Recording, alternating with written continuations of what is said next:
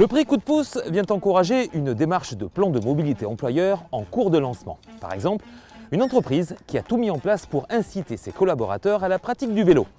Et là par exemple, sincèrement, j'aurais bien besoin d'un petit coup de pouce.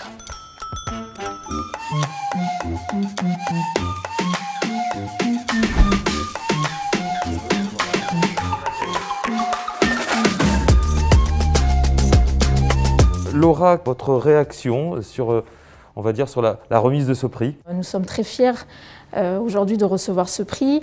Il faut savoir qu'on a concrétisé notre démarche de plan de mobilité entreprise en 2018. On a commencé en fait tout simplement par mettre en place une équipe projet. On constate vraiment l'engagement et l'adhésion en fait des salariés de l'entreprise sur le sujet du plan de mobilité. Est-ce que vous pouvez, Bernard, nous décrire brièvement toutes les initiatives que vous avez montées autour de ce plan mobilité? Nous avons décidé d'avoir un rythme, c'est-à-dire ce rythme, il consiste à nous réunir une fois tous les 15 jours, faire un point sur le plan mobilité, proposer des innovations, des actions. Le pack vélo pro, qu'est-ce que c'est? Donc c'est la maison du vélo donc à Toulouse qui nous a proposé donc le prêt de vélo donc assistance électrique ou vélo mécanique classique ou vélo pliable. Et nous avons bénéficié du prêt de ce lot de vélo pendant 2 mois. On l'a mis à disposition des salariés, ça a plutôt bien marché. Les salariés pouvaient emprunter le vélo pendant 1 semaine, voire 2. Alors les prochaines étapes, c'est donc poursuivre sur cette dynamique, continuer à rédiger, donc diffuser nos newsletters, mettre en place un atelier donc, solidaire de réparation de vélo, avec un rythme de 1 fois par semaine, peut-être une deuxième tranche d'abri vélo qui va être montée cette année.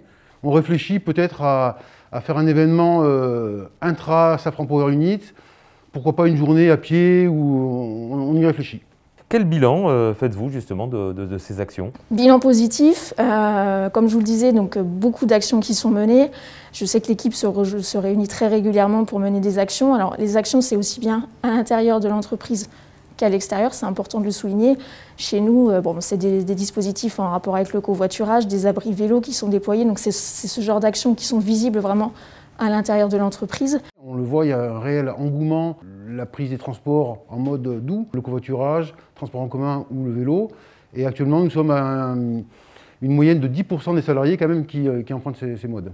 Dernière question, Laura Guéret, votre définition de l'écomobilité, c'est quoi pour vous l'écomobilité? Je parle écomobilité en entreprise, faciliter le déplacement des salariés. Donc quand on dit déplacement des salariés, que ce soit sur le trajet domicile, lieu de travail, pendant les déplacements, les missions, etc. Alors l'écomobilité, pour moi, la première chose, c'est la réduction des gaz à effet de serre.